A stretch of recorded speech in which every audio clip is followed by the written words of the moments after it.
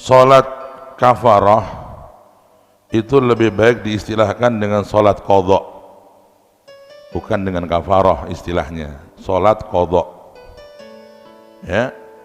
Salat qadha ini orang yang merasa punya hutang salat di masa dia belum dapat hidayah, di masa dia belum taubat, di masa dia masih dalam kesesatan, ya, dalam masa-masa hura-hura lah.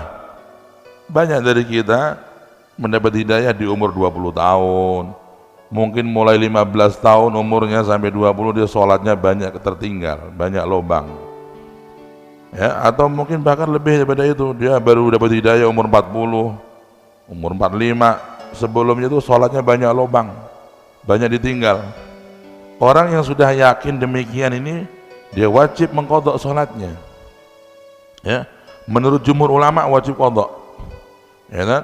Wajib qadha karena dia punya utang kepada Allah, ya. Kalau kita punya utang kepada manusia aja wajib bayar, gimana kepada Allah, ya. Nah, untuk mengqadha sholatnya itu salah satu waktu yang terbaik adalah di hari-hari yang baik, yaitu di bulan Ramadan. Kenapa? Karena di bulan Ramadan itu kita sudah maklum musimnya musim ibadah, musimnya musim untuk kebaikan. Maka orang di bulan Ramadan itu biasanya mendapat semangat yang tidak dia dapatkan di bulan yang lain. Maka banyak ulama itu menganjurkan kalau sampean punya utang sholat, qadhalah di hari-hari Ramadan.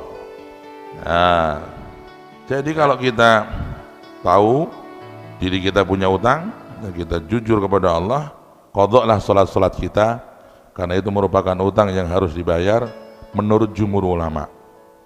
Naam. Kemudian diadakan di hari Jumat itu biasanya ba'dal Jum'ah.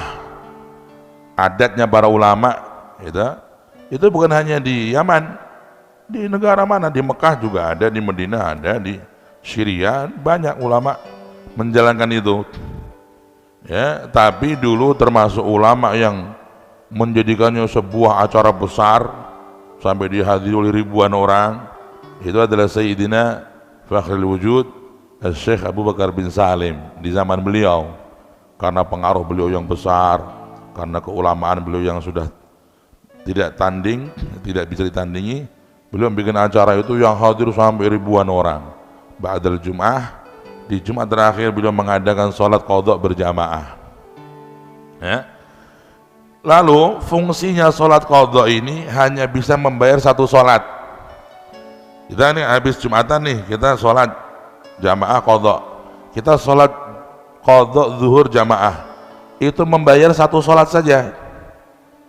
Kita punya utang 100, berarti lagi dikurangi siji, cek songo, 99. Kita qadha asar, dia hanya menutup satu asar. Kita qadha maghrib satu, kita hanya menutup satu maghrib, dan seterusnya. Jangan diyakini dengan melaksanakan qadha 5 salat di akhir Ramadan hari Jumat telah menghapus dosa enggak salat selama 40 tahun. Sing kondo sapa dul? Itu kebodohan. Apalagi dibawakan riwayat dari hadis Nabi, ya, jelas bohong itu. Memang ada orang-orang yang kebablasan itu. Kita membawa hadis-hadis, riwayat-riwayat yang palsu untuk menggugah orang beramal sholat kafarah di Jumat terakhir. Itu semuanya palsu hadisnya, maudhu. Jangan ragu-ragu untuk memaudhukan, memalsukan hadis itu. Apalagi dengan janji-janji, kalau engkau sholat 5 waktu qadha di Jumat terakhir, dosamu tidak sholat selama sekian puluh tahun diampuni. Nah, itu pemalsuan atas nama Nabi, dosa besar, tanggung jawab tuh orang yang nge-share tuh. Jangan suka nge-share hadis palsu, dosa. Nanti kena hadis Nabi, man kadzaba alayya muta'ammidan falyatabawwa maq'adahu minan nar. Barang siapa yang dia berbohong atas namaku sengaja, sengaja, nanti nggak ngati-ngati, nggak tanya ulama dulu, asal nge-share aja deh. Dapat sharean bagus nih, share.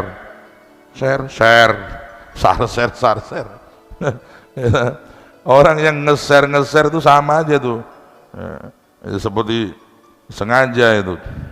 Barang siapa berbohong atas namaku sengaja, maka dia siap-siap duduk di kursi neraka. Na'udzubillah min dzalik. Ya, maka nggak boleh kita